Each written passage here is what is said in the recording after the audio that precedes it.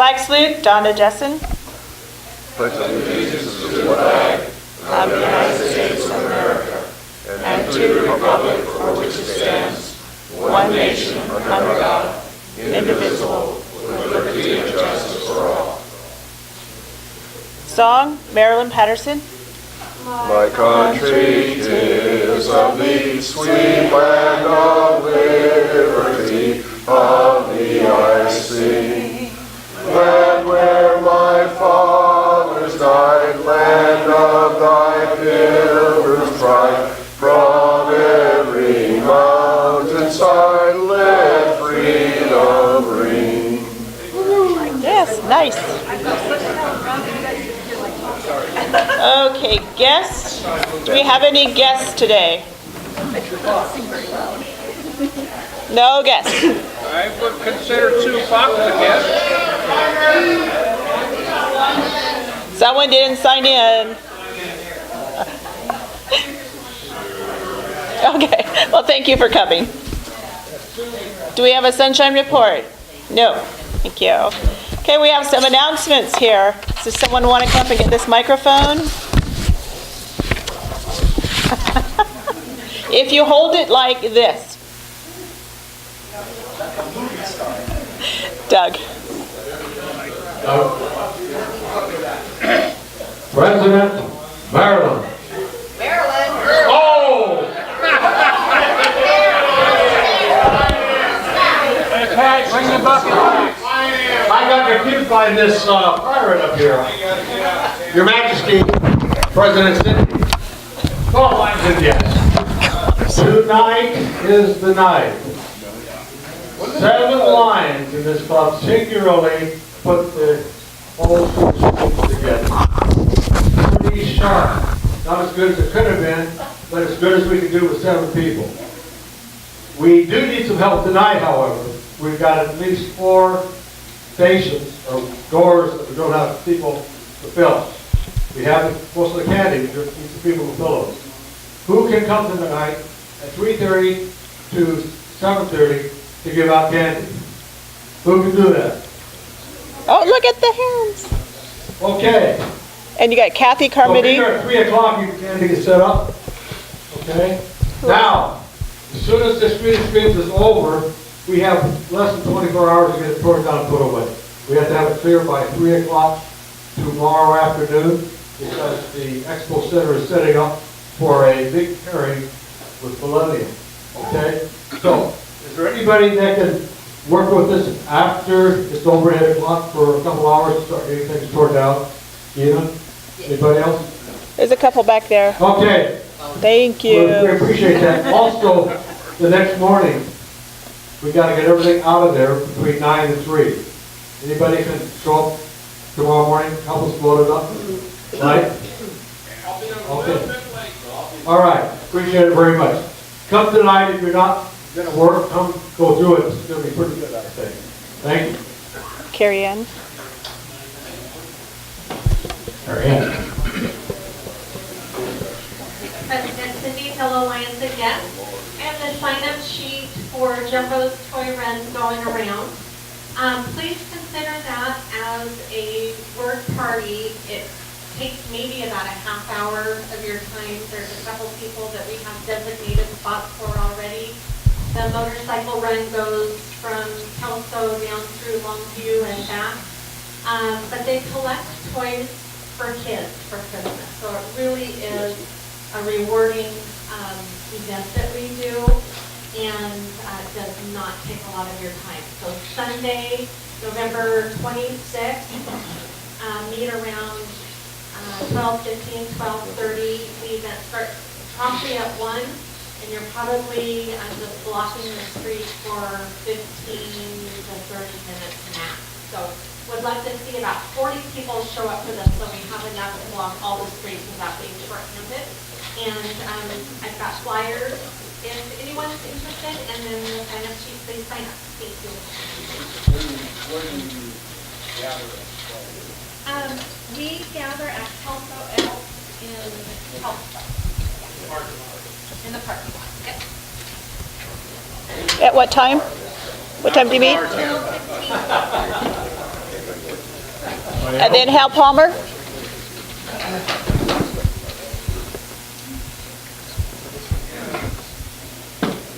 President Cindy, fellow Lions and guests. For those of you that think I'm perfect, we're now going to blow that all the way out of the water, okay? Would that person please stand up? I will start with the apology. I am so sorry about what I'm going to tell you. I lost the sheets where those of you that gave cash had your names on it to report it to LCIF. Nice, yeah? Good news, I have the money. So there's 17 people out there that gave $20 I have no record of. And there's one person out there with $100. Yeah, you were in a hospital. So what I need you to do is to see George or I after the meeting so we can clear up my mistake. So, mea culpa, mea maxima culpa. That's what I remember from being an altar boy. I just gotta know you. Because we have, as an altar boy, we had to say it 400 times per mass. Isn't that right, Mark? Did you look on your desk? Wait a minute. I want to tell you what I've done. I've cleaned out my car twice. I've cleaned out my house twice. I've cleaned out my office 3 times. Yeah. Yeah, and those of you that have seen those places know that's a miracle. So see George or I. Okay, Jim? Jim? Susan? Yeah, oh, you got her. Yeah. Thank you. Thank you, Mark. Okay, I figured that out. Is this right? Yeah. Okay. I came a couple of weeks ago and you ordered poinsettias, and if you thought about doing it and thought I'd come back, here I am today. The poinsettias are $15 a piece, or six for $75. And if you would like to order a poinsettia from me, please see me after the meeting. Greg Firth? Greg, Jim?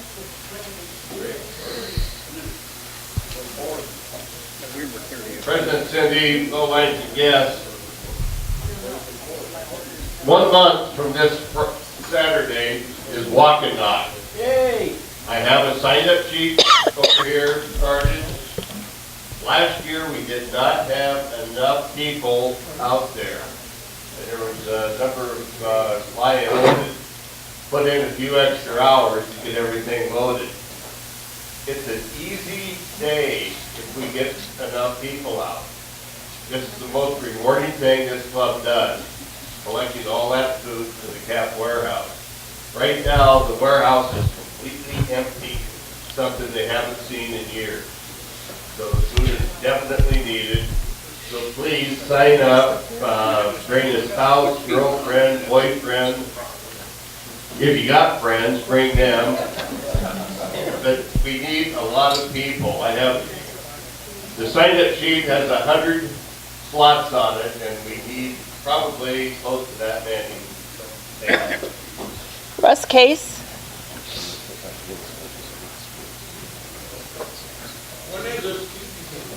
Saturday work party. Saturday of December. Which makes it what, December 2nd?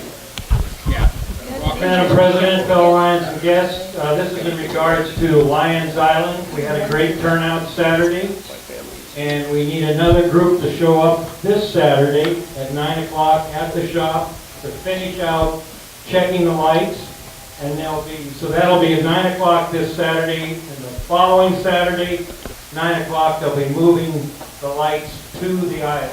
So if you all can make it, appreciate it. Thank you.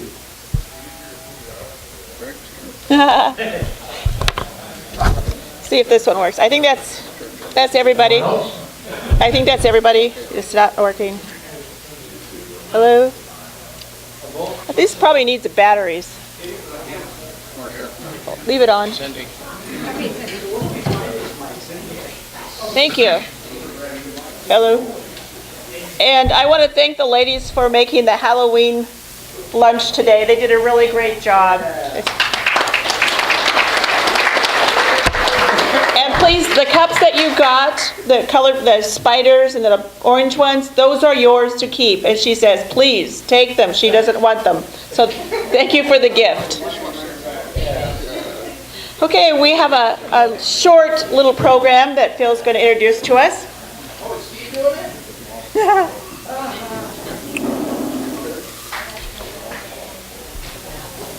President Cindy, fellow Lions, yes, welcome to the annual Pioneer Lions Slumber Party. We can't celebrate Halloween without a good story, and we've got the best storyteller in town here today, Leslie Slape, also known as the Orson Welles of the Lower Columbia area. She directed War of the Worlds that was just at the Stageworks Theater last weekend. Anyway, she's here to tell us a story, and she is very qualified to do so. So please give a warm Lions welcome to Leslie Slape.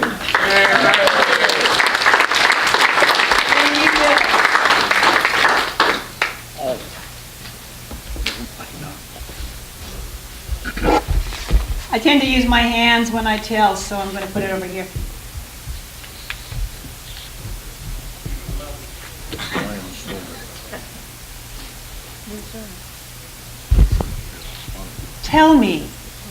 Tell us about India. This was Mr. White, talking to their guest, Sergeant Major Morris.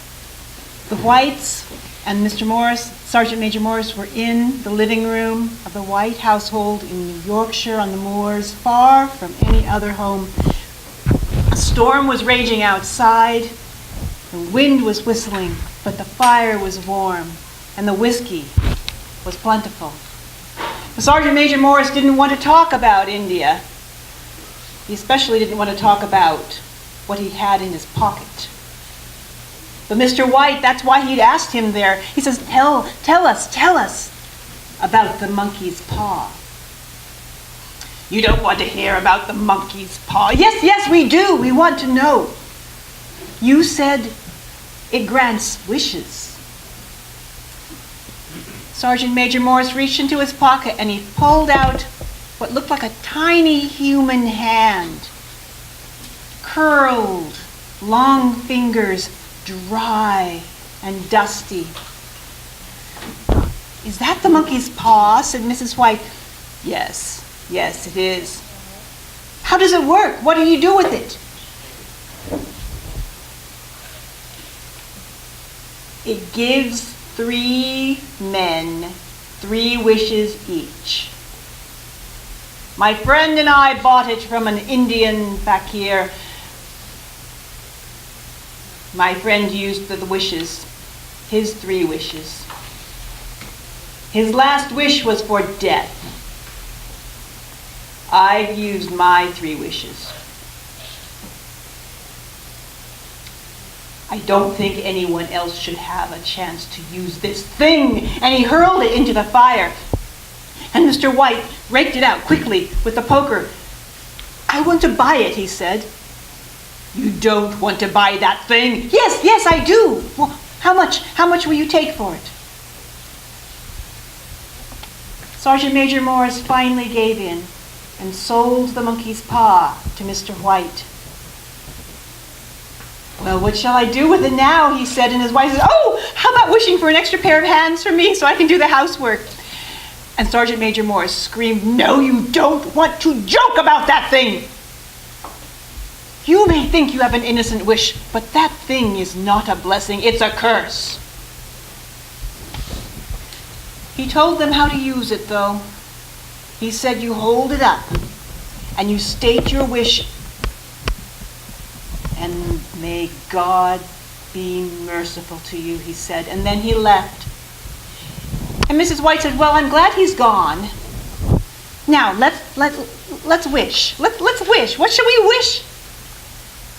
Well, he said Mr. White, I don't know what to wish. Well, something simple. And their son Herbert said, I know. How much money do you need to pay off the house? 200 pounds. Well then, wish for 200 pounds. So Mr. White took the dry, dusty monkey's paw and held it up and said, "I wish for 200 pounds. Ah! What happened? It twisted in my hand. It moved. Oh, it's your imagination. Well, it was late, and so Mr. White put the monkey's paw upon the mantelpiece. But as he looked into the fire, he thought he saw in the flames the face of a grinning monkey. Well, they went to bed that night, and in the morning they got up, and Herbert went off to work at the factory, and Mrs. White kept looking underneath all the sofa cushions and in the cupboards, trying to see if 200 pounds was going to magically appear somewhere. But the day went by and no money, and she began to laugh at herself, thinking she was so silly believing that that monkey's paw would grant wishes. But then outside, she thought she saw, yes, there's a man walking up and down the street. He was a stranger. She'd never seen him. And he was wearing fine clothes and a top hat. Not the kind of person that you usually saw on the moors. And she just was ready to go outside and talk to him and ask him if he was lost, when suddenly he opened their gate and he began walking toward their house, and she shouted for her husband to come because he was in the potting shed. And together they prepared themselves. She grabbed her apron and took it off because she didn't want to be wearing an apron in front of a stranger in a top hat. Just as he knocked on the door, they opened the door, and he said, I'm from Megan Muggins, the factory. And they said, oh, you must know our son Herbert. I do. That's why I'm here. There was an accident. An accident? Is Herbert all right? Said Mrs. White. And the stranger said, he has no pain. Oh, I'm so relieved. But Mr. White could see in the man's eyes, and he said, is he dead? Yes, he fell into the machinery. Of course, our firm is not at fault. It was carelessness, but we wish to give you something in our expression of grief on your behalf. And he gave Mr. White an envelope. What's inside? $200. 200 pounds.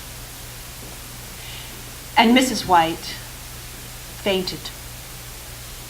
Well, they had the funeral several days later, and they buried Herbert about 2 miles away from their home, and they came back to the cold and empty house. And they really didn't feel much like talking or doing anything. And they went to bed early. They brought the candles up, and they sat there and they couldn't sleep. And then suddenly Mrs. White said, the monkey's paw! The monkey's paw! What about that cursed paw? The monkey's paw! Get it, get it, get it, get it, get it! He went downstairs and he got it from the mantelpiece. And he brought it upstairs, and his wife was waiting eagerly, and she said, now, wish, wish, wish, wish, wish, wish. Yes, wish Herbert alive. Wish him back to life. Wish my son alive again. Do it, do it, do it. And Mr. White held up the monkey's paw, and he said, I wish my son alive again. And he felt it again twist in his hand, and he dropped it to the floor. And then he got in bed, and they sat there in the darkness as the candles began to burn out, waiting. And then, down at the bottom of the stairs, there was a sound. Mrs. White said, I thought I heard something Get another candle, dear, get another candle. And he began to creep down the stairs in the darkness, feeling his way. As he got close, he heard on the door the soft knock. And he thought, oh, I don't want to answer that door. And he began to go upstairs again, ignoring the sound, and the sound got louder. And now his wife could hear it. What's that? What's that? Nothing, nothing, nothing. Where's the candle? No, I didn't get the candle. Where? I heard a knock. Now it began to get much louder, and she says, that's Herbert! Go open the door for Herbert! He goes, no, I won't. You don't understand. He's been in the cemetery. We don't know what he's like. He fell into the machinery. He's mangled beyond all. Oh, we don't know what he'll be like. We don't want to open that door. She goes, he's back, he's back, he's back. And she ran down the stairs in the dark while her husband began to feel upon the floor of the bedroom for the monkey's paw. He could hear her feel in the darkness the great bolt of the door and slide it aside. But there was another one high up that she couldn't reach. He could hear her grab the chair and slide it across the floor and in front of the door and climb upon it and slide that bolt as he is feeling around the floor for the monkey's paw. And he could hear her push the chair aside.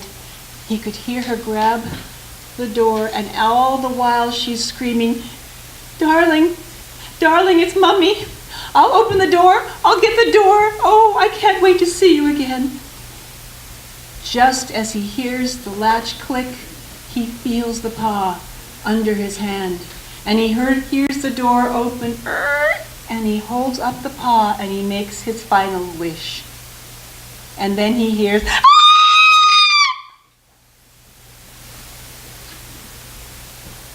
He came downstairs, and the door was wide open, and his wife had fainted. And there on the front steps was no one at all. The monkey's paw.